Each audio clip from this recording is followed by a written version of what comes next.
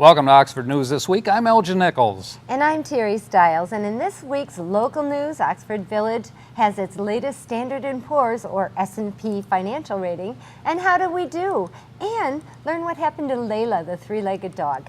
Stay tuned to learn more about these stories and others. The Oxford News begins right now.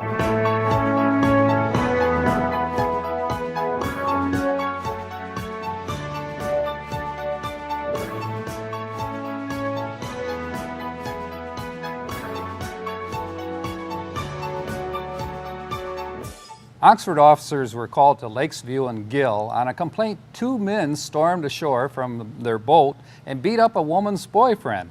The men thought that the boyfriend was assaulting the female, but the woman told officers although she and her boyfriend were in an argument, he did not strike her or assault her. Assault charges, however, are pending against the two men. A lawn crew working on Baldwin Road filed a complaint with Oakland County deputies that a motorized weed whacker was stolen from the front lawn of the home that they were working at. The tool has yet to be found. Deputies were called to Golf Villa Drive in Oxford to break up a domestic dispute between a man and his ex-girlfriend. According to the man, the woman threw coffee at him and tossed his cell phone out the window, breaking the screen. The woman left the home prior to officers' arrival, and the man refused to press charges, but requested officers stay until he could leave, taking some personal items with him. There was another credit card theft in Oxford this week. A local resident reported that he was notified by a local chain store that someone in Wisconsin purchased about $1,000 in gift cards with his identification.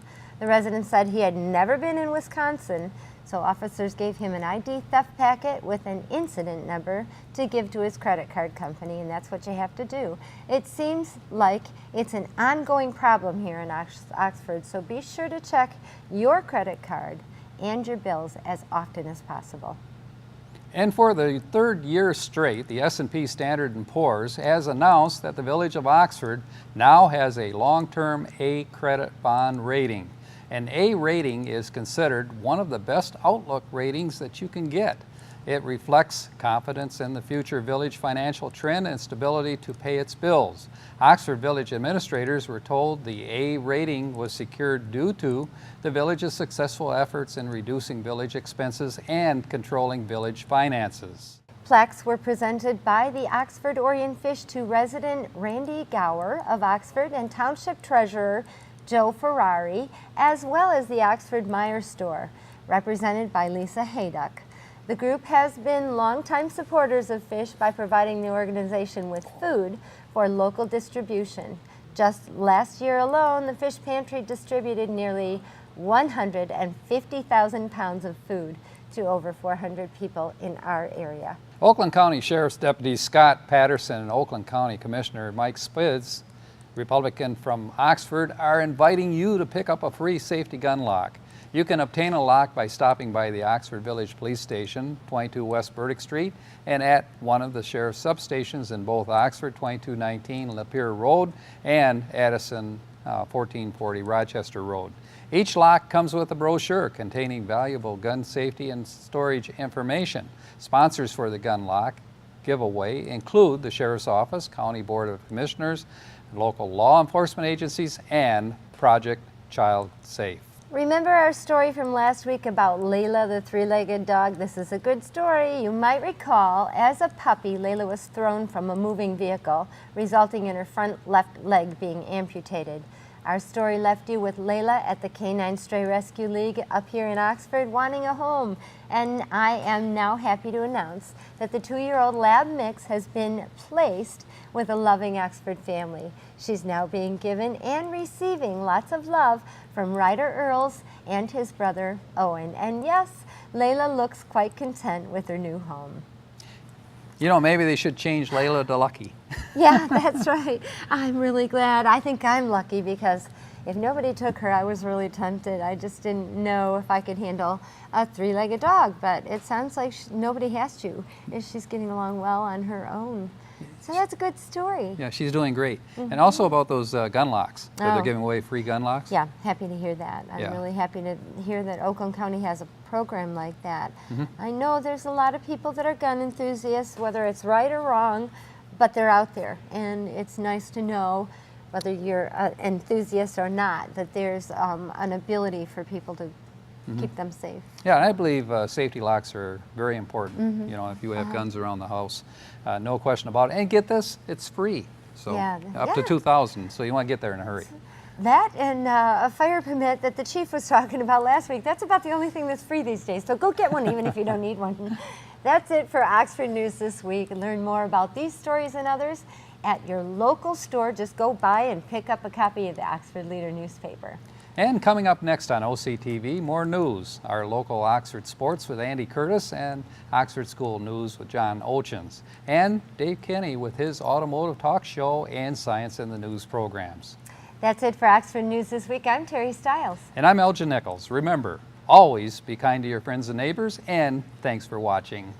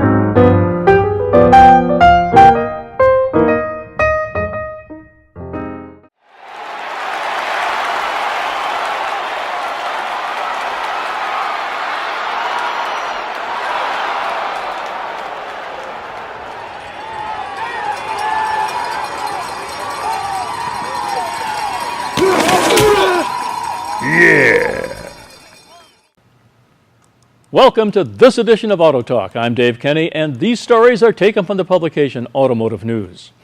Well, for the second time in less than a year, Ford Motor Company is lowering its fuel economy estimates for key models, including several hybrid cars, in response to pressure from the EPA. The agency said June 12th that Ford will change the labels for the Fiesta Subcompact, the hybrid and plug-in hybrid versions of the midsize Fusion, the hybrid and plug-in versions of the C-Max hatchback, and the Lincoln MKZ hybrid. Most of the changes are between 1 and 5 miles per gallon, but the city and highway fuel economy values for the MKZ hybrid will be reduced by 7 miles per gallon. Last summer, Ford lowered the fuel economy rating on the C-Max hybrid by 8.5% to 43 miles per gallon combined, and that's 45 miles per gallon city and 40 miles per gallon highway. In our next story, the majority of pickups manufactured within the next decade will have aluminum bodies, according to a study commissioned by the Aluminum Association. Production of aluminum is estimated to grow steadily over a 50-year period, with 75% of all pickups having aluminum bodies and closures by 2025, according to the study conducted for the industry by Ducker Worldwide. Ford Motor Company, General Motors, and Fiat Chrysler automobiles are projected to lead the charge as the biggest users of aluminum sheet, the study said, but neither GM or Chrysler has yet made public commitments to making aluminum-bodied vehicles. Ford will produce the first aluminum-bodied F-150 later this year and is expected to sell 650,000 units per year. On top of competition, fuel economy is another concern for automakers. U.S. regulators will require automakers to double the average fuel efficiency of their fleets by 54.5 miles per gallon by 2025. Although aluminum is more expensive than steel, it increases fuel economy significantly. According to a study by global investment firm CLSA, the aluminum body F-150 is projected to have a 10 to 12% improvement in fuel economy, with the base V6 engine expected to have 26 miles per gallon on the highway and the EcoBoost V6 28 miles per gallon on the highway. The estimated increase in production cost is about $750 per truck. Consumers won't visibly notice a different metal under the paint, but they'll see greater savings at the gas pump and experience better performance and handling behind the wheel. Tom Boney, General Manager of Automotive for aluminum producer Novelis North America, told Reuters. GM product chief Mark Royce said at a technology forum in May that the company recognized the cost of using aluminum and would be paying attention to the F-150's reception later this year. We know it's expensive and nothing lasts forever in this business in terms of technology and the cost of doing that technology, Royce said, but I give Ford a lot of credit for doing it. GM's decision to use aluminum bodies in the next generation Chevrolet Silverado and GM Sierra, due about 2018, is expected to be announced within the year.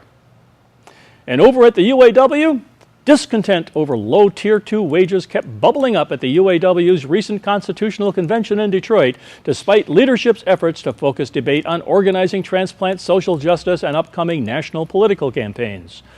New UAW President Dennis Williams said he planned to attack the wide compensation disparity between the veteran auto workers and new hires during the next year's contract negotiations with the Detroit Three. But the low wages are entrenched. Ford Motor Company says they fuel sales growth.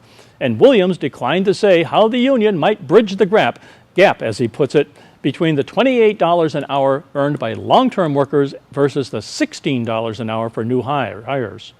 The percentage of Tier 2 workers in the Detroit Three grew from hardly noticeable 3 years ago to 25% of the combined UAW workforce of 130,000. The UAW first agreed with the Detroit Three to accept lower entry wages and benefits in 2007 as Detroit was heading into the Great Recession. While the provision has helped spur hiring, grumbling over the pay disparity has grown within the number of entry-level workers. Today, about 40% of Chrysler's union workforce earns the lower wage and benefit package. No one likes Tier 2, Williams said. Well, that's all for this edition of Auto Talk. I'm Dave Kenny, and may you always ride the wind at your back as you cruise down life's highways. Stay tuned to Oxford Community Television, and we'll be right back.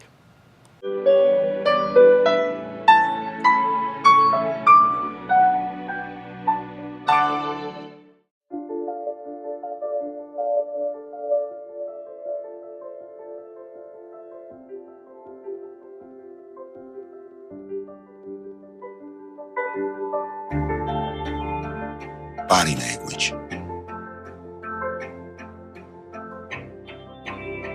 Without saying a word, it can tell you so much.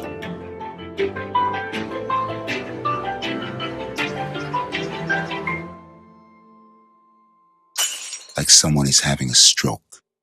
Know the sudden signs. Learn fast. F, face drooping. A, arm weakness.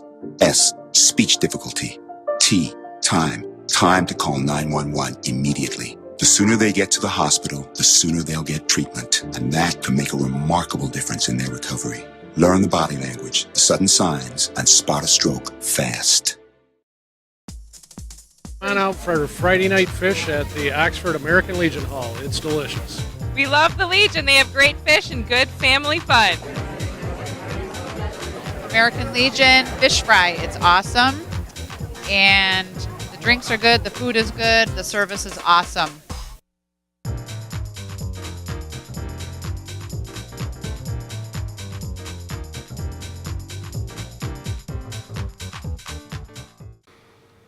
I'm John Oetjens, and welcome to the Oxford Wildcat School Update. There was a surprise at this week's school board meeting. Just when we think the budget is under control, we get another challenge. That challenge has to do with the Crossroads for Youth Charter High School, which has been run by a company called CS Partners. This is a small school on the Crossroads grounds that has been educating students primarily assigned there by the courts. CS Partners has run into problems, and the school comes to us by default. Since it is in our district, that's the state law. Superintendent Dr. William Skilling said we just learned about this last week. There will be much more to come, I'm sure. Some new summer programs over at Oxford Early Learning Center. We visited with Pat Mueller, who explains. We have here at Oxford Early Learning Center summer camp program for children 6 weeks to 12 years. we have them grouped in different ways so that kids can participate in all these activities that we're having. The kids are having field trips, they're having art, they're having language classes, dance, hip hop, what else? There was karate, gardening, cooking, there's all sorts of activities going on. Making sure kids are active during the summer, but that they're still having fun and they're learning at the same time. Summer's a time for recreation, so kids need to have a little bit of both. The new program that I was so excited about is the kindergarten readiness program. All the kids that are going to kindergarten in the fall are eligible to come to the kindergarten readiness program. We're putting kids together by their homeschool. Hopefully they'll get to know their friends that would be going to the kindergarten program. There is opportunity. We were awarded a grant through Oakland Schools and the Great Start Readiness Program to provide that program at no cost to many families. And people need to call me and let me know and I'll let you know if you qualify, because that would be great if you could come. There's also a new free meal program for kids 18 and younger. You should call 248-969-5082 for more information.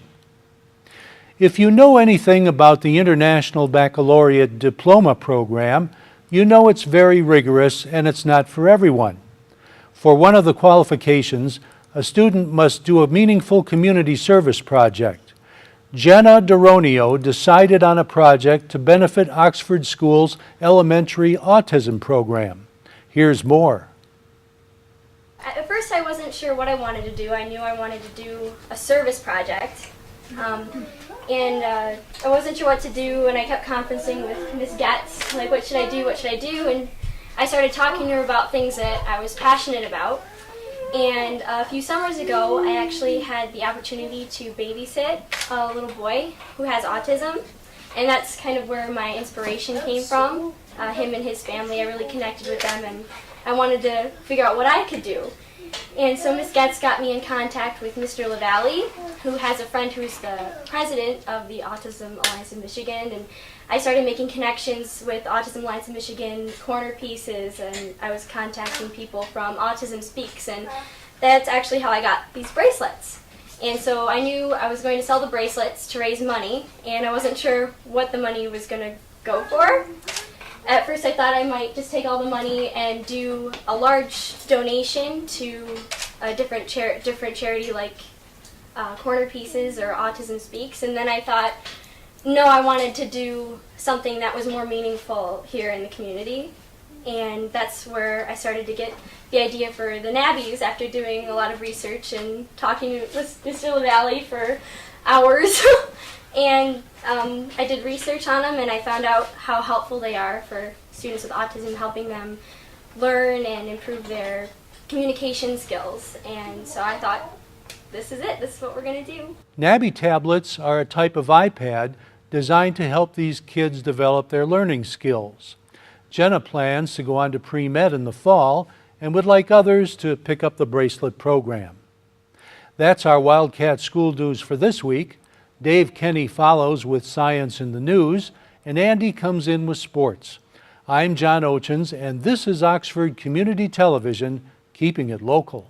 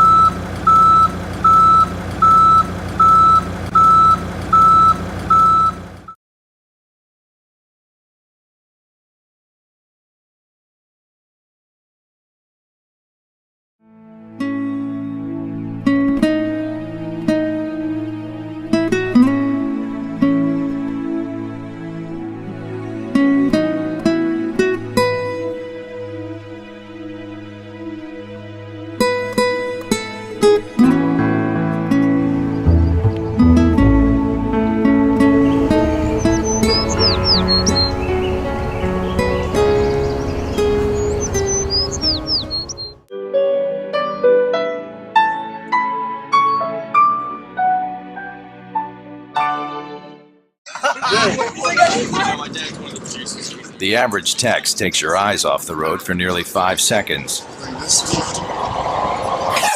Stop the texts. Stop the wrecks. Visit us at stoptextstoprex.org. Hi, I'm Andy Curtis, and this is your Oxford Sports Update. So with school getting out, Wildcat sports will be halting until fall, but if breaking news hits, tune in right here to OCTV for all of your updates. Until then, though, we will be bringing you the news about your favorite local, pro, and college teams, so don't worry, we'll be here every day. To start things off, though, our Detroit Lions started mandatory minicamp this past week with the high-powered offense finally taking center stage after what was considered a very disappointing organized teamed activities open to the media in the past 3 weeks. After drop passes and accuracy problems, Stafford and company are finally starting to click with new offensive coordinator Joe Lombardi's scheme. Now, Calvin Johnson, the Lions' resident Kryptonian, said he's excited about the new offense because it is very similar to what Lombardi used when he helped coach the New Orleans Saints offense to a Super Bowl in 2010, and seeing what he wants and how they can apply it on the field. Now, the Lions can use all the help they can get after boasting an NFL-leading 44 drop passes out of 623 targets last season. The new Pistons president and head coach, Stan Van Gundy, just hired his new general manager and former college coach at Marist College, Jeff Bauer. See, that's Jack Bauer, Kyle, American Treasure and the protagonist of Fox Hit 24 TV show. We got to check. We got to have something else. We got to have a. Okay, that's closer. We're getting it. That's Bowser. He's Mario's nemesis in the Scourge of the Mushroom Kingdom in the video games. Go back a little bit farther in my browser history. See, now that's still Bowser. Oh, no, hey, all right, good, cool, that's him. So this guy, like I was saying, was the head coach at Marist College in New York, and before that, he was former New Orleans Hornets head coach in 2009 to 2010 season, and their general manager twice from 02 to 03, and again in 2005 to 2010. Now in college basketball, and what is becoming a staple for the program, Michigan State is scheduled to be part of another unique basketball tournament. On Friday, November 14th, the Spartans will compete in the Veterans Classic at the Naval Academy against Tennessee, VCU, and Navy. Head coach Tom Izzo said he's been fortunate enough to play in some amazing venues and be part of some great events, but the one thing he's always felt was missing was a chance to play at one of our service academies. This game will be the season opener for the basketball team, with the football team fresh off their Rose Bowl winning season, playing just 30 miles away from the academy against Maryland the next day. So that should be a pretty good weekend for all Spartans on the East Coast. Again, I'm Andy Curtis, and remember, you can catch all of our broadcasts of your favorite Oxford High School and now Park and Rec League games weekends between 12:30 and 6 right here on OCTV, or check us out online under the programs section of OCCTV.org. And remember, if you have a sports idea, shoot us an email at andrewcurtis23@gmail.com and put OCTV Sports in the subject line. That was all the sports news you need to know. Thanks for watching, and have a great day.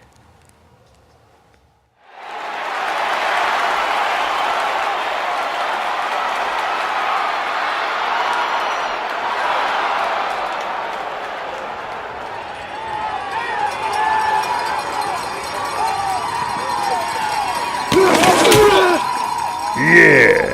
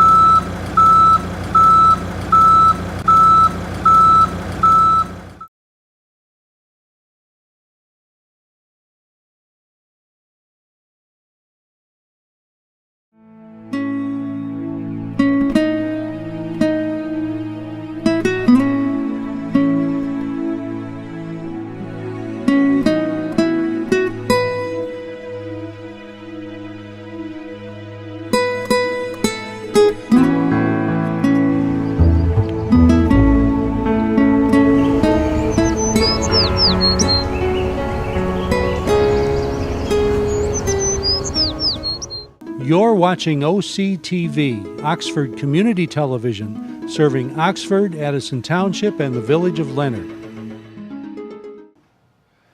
Welcome to Science in the News. I'm Dave Kenny, and these stories are taken from the publication New Scientist. In our first story, a chemical in tomatoes may explain why people on a Mediterranean diet have a lower incidence of heart disease, which can be caused by blood vessel constriction. In trials against a placebo, lycopene found in some fruit and vegetables, including tomatoes, widened blood vessels by 53% in people with cardiovascular disease. Looking forward to more on that story. In our next story, under the sea, the world's most advanced robotic diving suit is getting ready to help search for one of the world's oldest computers. Called Exosuit, the suit has a rigid metal humanoid form with Iron Man-like thrusters that enable divers to operate safely down to depths of 300 meters. Though designed for diving in the bowels of New York City's water treatment plants, earlier this month it underwent its first trials in seawater at the Woods Hole Oceanographic Institution in Massachusetts. The tests are readying the suit for a daring attempt to excavate an ancient Roman shipwreck off the Greek island of Antikythera in the Aegean Sea. A century ago, divers pulled the world's oldest computer, the Antikythera mechanism, from the wreck. They are hoping that they will find a second device when they go down in September. Marine archaeologists normally wear scuba gear to explore underwater sites in person, but the time that divers can spend at depth is limited by dangers of decompression sickness or the bends. For deep wrecks, researchers rely on remotely operated vehicles carrying cameras and sonar to scan the area, or large and expensive craft like the Elgin submarine that explored the wreck of the Titanic in 1986.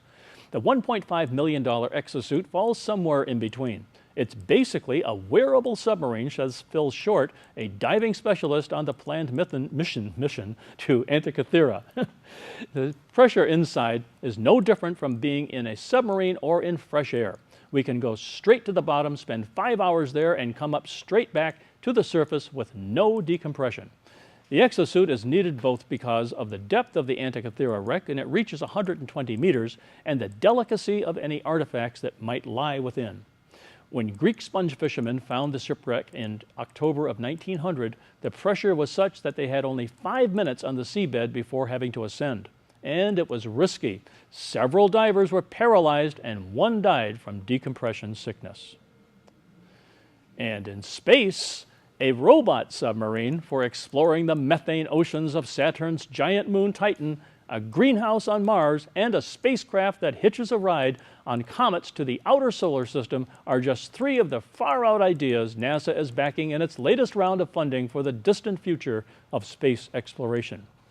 Each year, NASA's innovative Advanced Concepts program asks researchers to submit ideas for space technology that could prove useful in the next few decades. Last year, selections included 2-dimensional spacecraft and suspended animation. This time, the organization has chosen 12 projects, each of which will receive $100,000 for a 9-month study and the possibility of another $500,000 for further research if the idea checks out. The scheme lets researchers dream up missions to places we have never been before. The hydrocarbon lakes on Titan are unique in the solar system, says Steve Oetjens of NASA's Glenn Research Center in Cleveland, Ohio, who's leading a proposal for an autonomous submarine to explore their depths. Besides Earth, there are really no other exposed liquids. Some hope that life may have taken root in and around these lakes, though it would be nothing like life on Earth.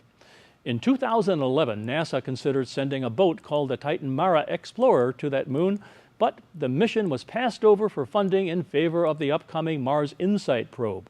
Olesen is hopeful that the Titan Mara will one day go ahead and thinks a submarine would be the next logical step. The 2 probes could even be sent together in a joint mission, he says. If you only explored our ocean with a boat, you'd miss out on a heck of a lot of stuff, he says.